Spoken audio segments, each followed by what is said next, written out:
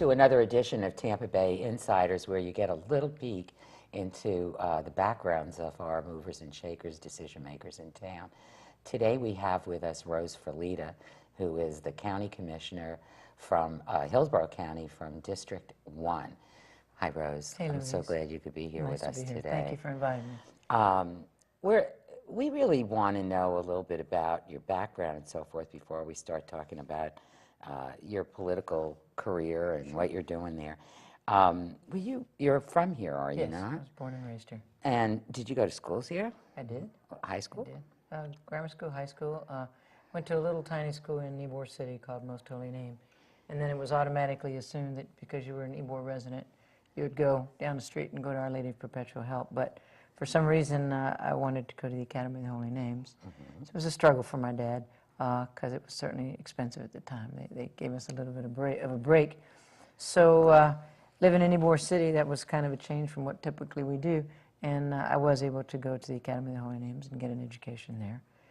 You mentioned your dad. There's a big family history here, isn't there? Yeah, Ferlitas in this community are like Smith someplace else. So there's a big Ferlita community here. I think ultimately, if you go back to their grandparents and their grandparents and et cetera, you find that they all came over from the same little place in Sicily, from Santo Stefano. And the advantage is if people talk to you about Ferlitas, if they like them, you're related, and if they don't like them, you're not related. You have that option because there's so many Ferlitas. But your dad was well known for a bakery, right? Absolutely. My grandfather started the Ferlita Bakery in the late 1800s. At the time, for some reason, it was called La Joven Francesa, which was the little French lady. Oh, why, I have no idea. Even they were from Sicily. Yeah. Sicily, yeah. So later on, it became Ferlita and Sons. And then, of course, my grandfather had 5 sons. My father and my 4 uncles. They continued the bakery, and they continued it till, I guess, early 60s when urban renewal made them close the bakery down. We ultimately had to close it. The city bought it from us. Then the state bought it from the city, and it's become the Ybor City Museum. Which has a great display in there. It's I remember seeing it a few times. And it's the Centennial Park across the street, which I'm sure you're familiar with, and hopefully your audience is too. Centennial Park was actually my grandmother's house. So we have deep roots in Ybor City, and at the time when you're growing up in that area, you don't appreciate your heritage. But boy, I'll tell you what a melting... Did you work in the bakery? Yes, did you ever go in there? I did. Yeah, I delivered. What'd you do? Delivered bread with my dad and tried to pick and choose loaves of bread off the shelves and stuff for him. I think I heard a story that your dad, if somebody was out of dough, out of money, or... Well, he might help them out, is that right? I don't mind bragging about that because it's not about me, it's about my dad. When I first ran in 1999, first run as a city council member, they didn't know me from Adam. I was a pharmacist, and I had my own recognition because of that. But in terms of the Ferlita name, we'd knock on doors and stuff, and that's always hard for a first-time campaigner. When you would do that, they'd say, Ferlita, are you related to this one, that one? And I'd say, my dad's Joe from the bakery. And they'd say, honey, I don't know you, but if you're even 1/10 the person your dad was, then we're going to support you. And then they'd go into all these stories, and of course that made my chest swell because they'd say not only was your dad committed to bringing us bread during the Depression, he knew we didn't have any money, he knew we never were going to pay for it. He said, but the kids have to have something, and so he always used to deliver bread. Wonderful. I mean, Louise, when I had my own little store... Did you even know that? Till they started telling you? Yeah, I heard it from time to time, but not so much as when you started door to door. Yeah, a stranger tells it to you. That's pretty neat. I mean, that's so. I won by a close margin by exactly 1 vote, and I think that kind of set Tampa history. But a lot of that might have been one of those people, huh, who got that free bread. Might have been one of those. Sometimes people. You never know that. You know what I tell you? The bread you cast upon, or something. Oh, what's that saying? I don't know. Something cast. I don't know. Something. But. You know, it was so funny. When I would not be in school and I would be delivering bread with him, we'd have to go into the bakery, and they had these shelves that you'd have to let the bread cool on before you wrapped it, otherwise it'd crack, the long Cuban bread. And sometimes people would come into the bakery, just walk in. It was a neighborhood, just walk in traffic. And if somebody asked for my dad, and they'd say, Joe, I can't afford anything, but I really need a loaf of bread. So my father would say, okay. Nothing wrong with the other ones that cracked. They were perfectly good. He'd go, I remember this, and I will remember this till the day I die. I'm sorry this is where we're going, but you and I are having a conversation. He'd pick up one loaf, and he'd look at it and put it back on the rack and pick up another one. I thought, what the heck is he doing? So he'd finally get one that was beautiful. You know, the right size, no cracks. The palmetto leaves on the top were simply for the crusting look. It didn't serve any other purpose. I don't know if anybody knows that. But anyway, so he'd give him that bread, and I'd say, Pop, what are you doing? That you knew they were not going to pay for it, and you had to go through 6 of them to pick the best one. He said, you're going to do something nice for somebody, you do something nice, not pick up the junk that you don't want and give to them. I went, so he treated people with great man, he said, and if you ever get the chance to do that in your own business, you'll know. And my dad taught me more than probably a lot of kids were taught by their parents that had college degrees. My dad probably went maybe to the 2nd grade. Neat guy. Was the love of my life. Yeah. Anyway, It sounds so like he would be. He worked hard, and he let me go to the and academy. you got to do all of that, and you went to the academy, and then where'd you go? Then what'd you do? Well, after that, I went to New Orleans. A lot of the girls there went to St. Mary's Dominican, but that was more the liberal type degree instead of the science-related one. So I went across the street to Loyola University, did my pre-pharmacy study there, and in about the 3rd and a half, 4th year, they closed the pharmacy school down, expanded their dental facility. So at that point, I went to the University of Florida and finished my degree in pharmacy. Where'd you get the interest in pharmacy? I have no idea. It just came to you, that's what I want to do? I have no history in my family that anybody was in pharmacy or encouraged me, and my dad let me choose whatever I wanted. I think ultimately it came down to the fact that I had decided, well, maybe I'll go into dental hygiene. And I loved New Orleans so much, I said, wait a minute, how many years is dental hygiene? And they said 2. I went, 2? I want to stay here longer. It's true. So I went into a pre-pharmacy, pre-med curriculum. The things that force our decisions at a youthful age, huh? But Louise, and you know what? It's so funny, the parallels. Pharmacy is absolutely a customer service-oriented profession, and so is being a public servant. If you do it right, it's the same thing.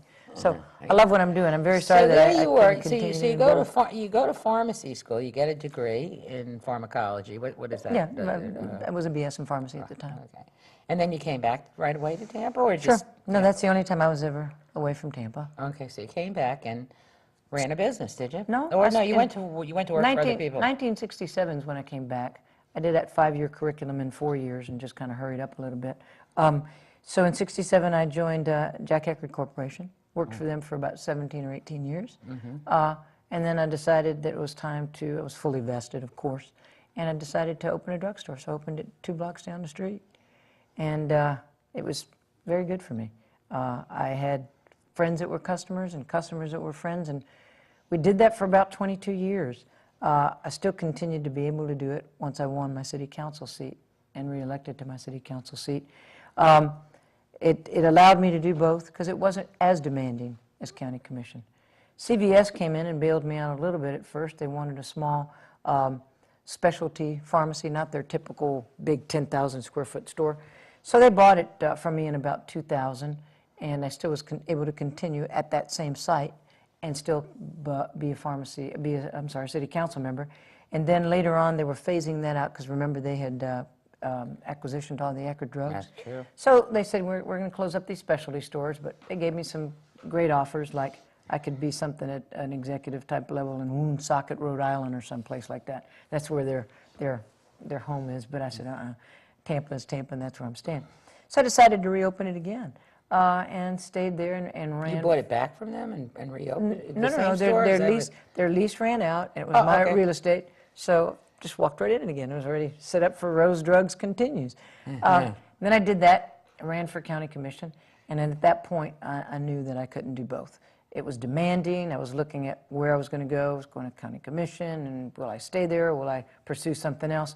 So you can't serve 2 masters at that workload and do it well. People would come across town, past Walgreens, past CVS to see Rose, and somebody else would be there. I said, it's not fair. You know, you've been there. Yep.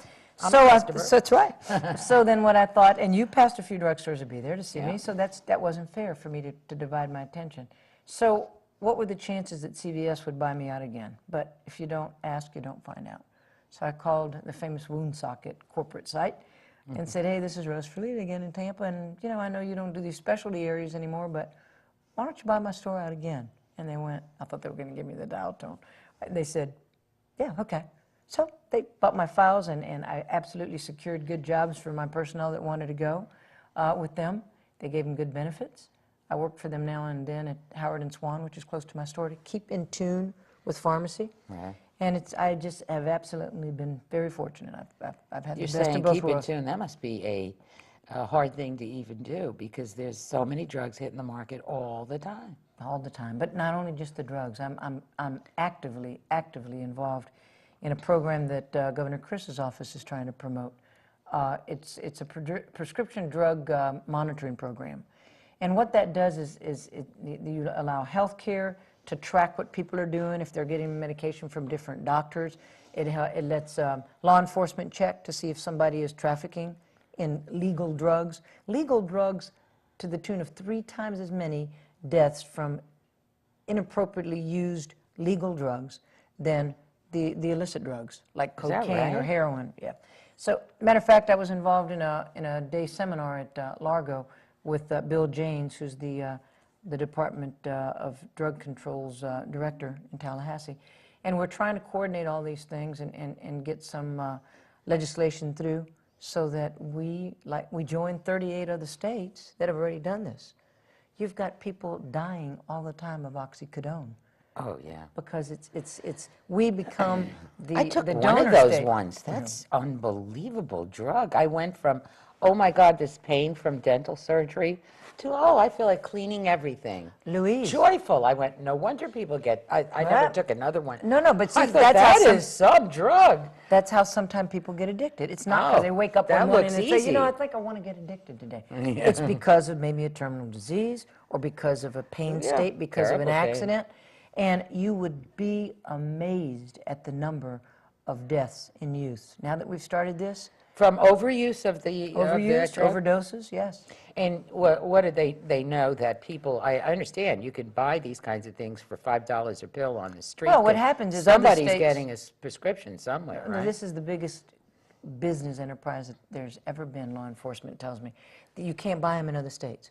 So they send these runners to different doctors, and if you know, you have ethical doctors and unethical. You have ethical pharmacists and unethical pharmacists. So sometimes if the patients go to different doctors, they'll give them whatever they want. 30 milligram oxycodone, 360. I saw a script one day for 920.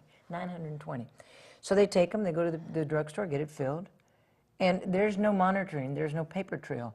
CVS can check every CVS, Walgreens can check every Walgreens. But there's no there's integration no of this, integration, yeah, and it's right. bad. So people just get involved in this, some overdose, some make it a business, they give them a reward, they get the drugs, and they take it across state lines. Because there they can sell it for some phenomenal amount. You're saying $5, I'm saying $2, $200 a tablet in some cases. No It kidding. is huge. The industry is huge, and you know, they've asked me to help and lobby, and it's going to be my pleasure to do that. So, Well, so kinda you're juggling a few monitoring things. for a system that'll integrate all this information so Statewide. that they could come in there and take a look and see what's happening? See what's happening and see if somebody's inappropriately getting medication at different stops from different doctors. It's called doctor shopping or pharmacy shopping.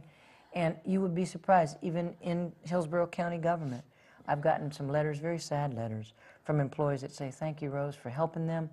I had a son who died of an overdose at 16. Somebody else, their daughter, has died. It's a big health and safety issue. Let for me the ask you state. this, how did you go from operating a pharmacy in some format or another for, what, almost 35 years or something? I've been practicing for about 40 years. 40 Over years, 40 and you only look like you're 40.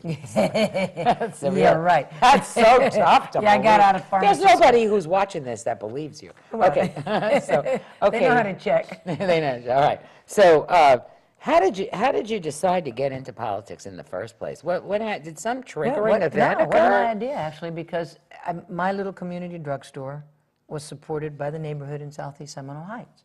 And they supported me, so I felt it was a fair deal that I should support them. So I got involved in their little neighborhood politics. We'd go to city council, of course, on this side of the dais, and fight neighborhood issues. And so one day, somebody came up and said, listen, why don't you run for city council? I said, because I'm your pharmacist. Well, you can do both. I said, well, you know, and sooner or later we did it. And you talk about grassroots, Louise, nobody's going to ever, somebody can beat me, but they will never compete with me on grassroots. It was all my senior citizens. It was all the housewives who have never gotten into politics. It was all the community that just, this resurrection of helping Rose because they wanted their pharmacist to be their city council member. And without them, What kind of it's- issues were they concerned about? I mean, I live in Old Seminole Heights, up the street from your old store and all that, Well, but there was much more this crime is, on you our know, side of the the interstate. Nebraska Yeah. Avenue we, problems. We, we, we, we got together fighting, I think there was a bar at the corner of Hillsborough or Osborne in Nebraska, that I believe was the first revocation of a wet licensing to an establishment that city council exercised. And it wasn't, you know, you can say whatever you want to do. It wasn't a racial issue. There was many African Americans as whites that were worried about this place. It was a drug hole. It caused all kind of nuisance. And that kind of brought us together. And after that, we were just fighting anything that we needed to fight. I know as I go to different civic association meetings, you see 4 or 5 people sometime. And I tell people, don't be naive. If your civic association has only 4 or 5 in attendance, and another civic association is just intently involved in the issues in their neighborhood, and you see 40, 50 people that want you as their elected official to do something about their neighborhood, you're going to get energized because of them. And that was what happened in Southeast Seminole Heights. Maybe it wasn't the most affluent area, but oh my God, don't mess with them when it came to protecting their neighborhood. And that's how I just kind of got drawn into it. Yeah, wonderful thing. So best thing then that ever there happened. you were elected, was that twice to city council? Correct. And so you were thrown into something a lot bigger than just that bar on the corner or whatever the issues And that was, were. that was a citywide seat as well, too. So Yeah, and did you go in and get elected citywide from from the get-go? I did. Okay, and so your experience on the city council, what do you think was the best thing about that, or the worst thing about that? in terms of getting involved? Yeah, It's wonderful. I wish I had done it sooner, because as a volunteer on the other side, you can only do so much. But once you're an elected official, you can just carry that torch even further. Fight for your constituents, fight for the neighborhood, do whatever's right to do and feel good about it. See, I think I don't have the pressure that a lot of politicians do, because for me, back to my dad, he said, I don't care what you do, you know, whatever you do, but you remember, whatever you take in, you got to take out. I don't think he knew the word integrity, but he practiced integrity. So for me, I'm in there to do what I'm doing. I'm there to serve the people that elected me, and all I know is it's not from this election to the next election. It's either part-time pharmacy or full-time pharmacy. Politicians sometimes are very naive. They think once they get there that's it. No, just like I beat someone, someone's going to beat me or whatever. So you just have to feel good about what you do. And the day you leave with what you brought into that office, and that's integrity. And that's how I practice. I do that.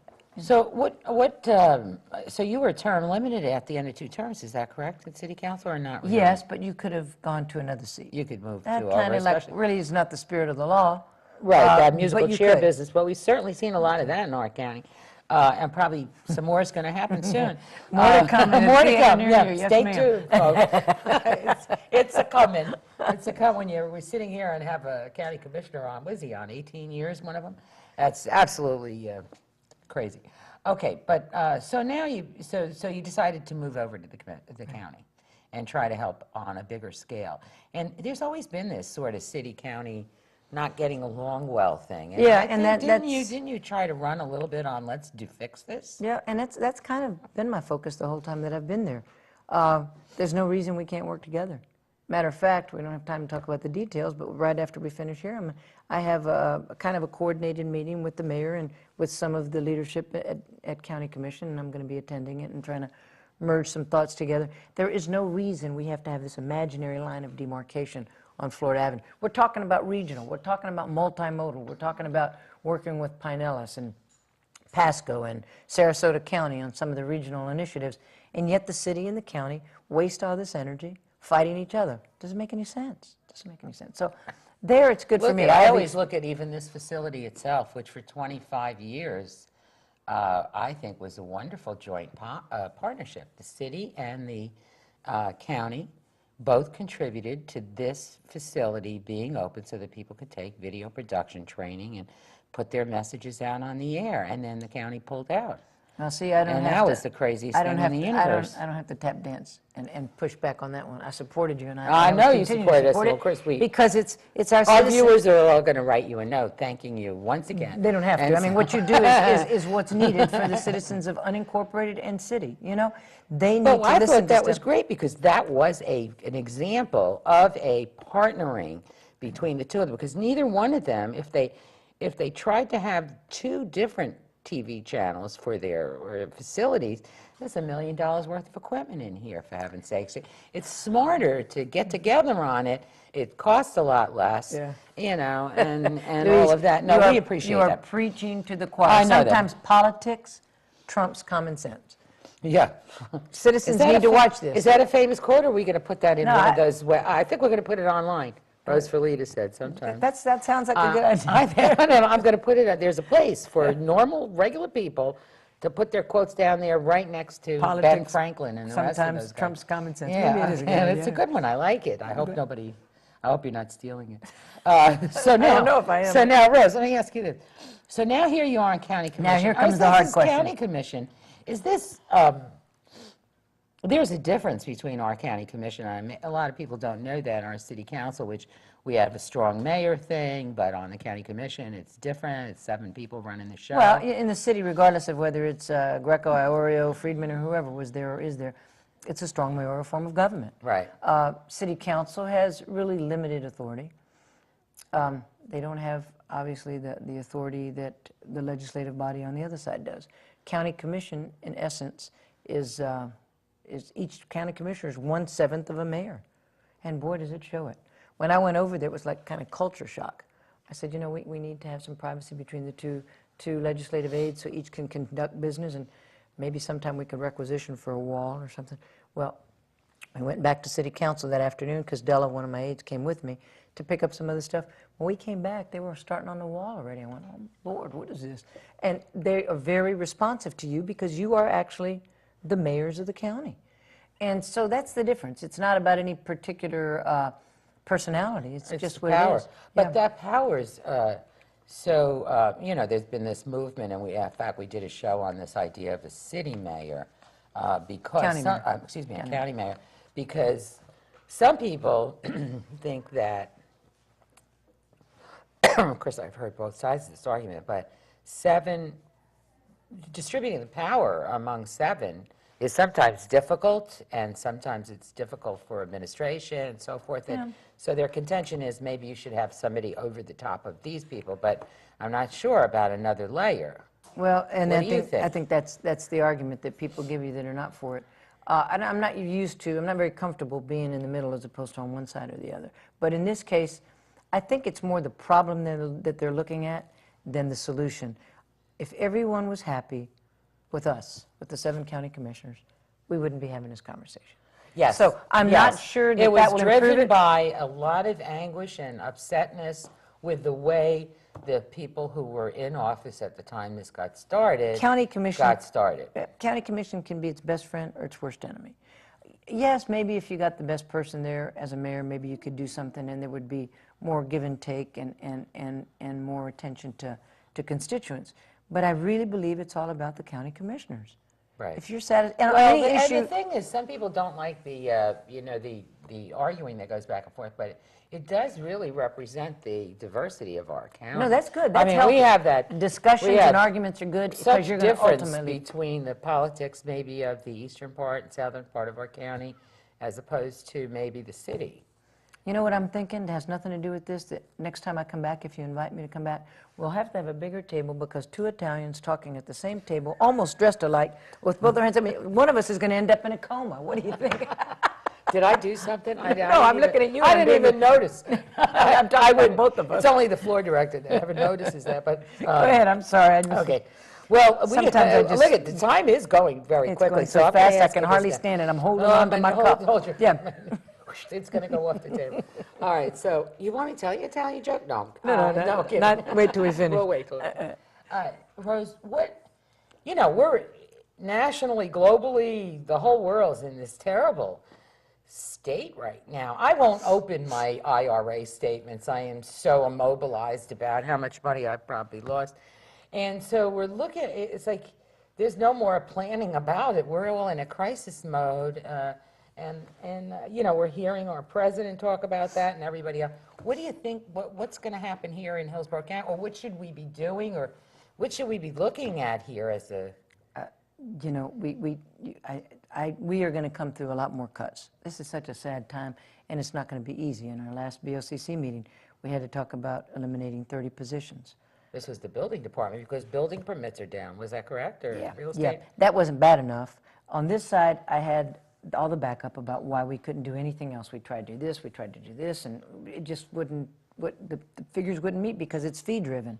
And on the other side, I had my motion to mandate that Renee Lee send this whole thing about Buddy Johnson to every single department or office that had any jurisdiction authority. He's committed some issues there. He has violated state statute. If he needs to be punished, you know, if you're in a role of leadership, then you better make sure you take the responsibility of being accountable. So we've got this issue here about terminating 30 people. Right here in then our you've county, got right? this rule here about me making a motion, and they strongly supported it, not even any debate, to get Renee Lee going and submit it to Kurt Browning's office and anybody else. Governor Chris really can't do anything because he's not in office, so he can't remove him from office, but everybody who's somebody involved in that. And then in addition to that, we've got Phyllis Busansky, bless her heart, who's sitting in the audience waiting to ask us for $2-point-something million to make her department whole and give us some new efficiency and some new accountability and things that voters need. What a concept. So the economy is what it is, and I don't know what we can do to just automatically jumpstart it, but there are some things we cannot do, and that's not being efficient with our spending and cutting back on things that are not as important. In the good days, you can do all that stuff. So my formula is always people and things. If you can do with less of these things and you can try to save some of these people in terms of their job and their benefits, then that's the first encounter that I look at to determine how I'm going to cast my vote. I don't know. Hopefully the stimulus package will help. Of course, it hasn't been passed yet, I don't believe. And we don't know what it's going to look like in the end. But, you know, Rose, I so appreciate your coming down here and talking to us a little finished bit already? about We're this. going to have to make this an hour They're long. making signals, and they're using Italian gestures. Well, so this is a safe gesture. Thanks. I enjoyed it. Thanks, dear. Thanks for tuning in. We'll see you next time.